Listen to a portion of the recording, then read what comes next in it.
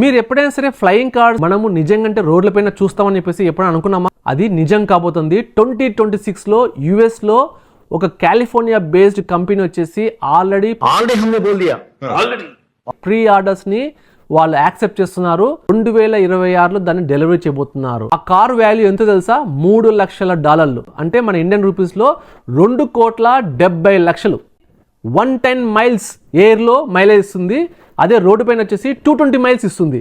ఈ car fully electric car. ఈ కార్ని కనిపెట్టింది ఏలీఫ్ ఏరోనాటిక్స్ సంబంధించిన ఒక కంపెనీ కనిపెట్టింది. ఇది కాలిఫోర్నియా బేస్డ్ కంపెనీ.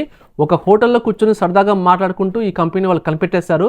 ఒక 2 years 3 yearsలో వాళ్ళు డెలివరీ చేద్దాం అనుకున్నా కానీ వాళ్ళకి 10 years పట్టింది. Americans really lucky.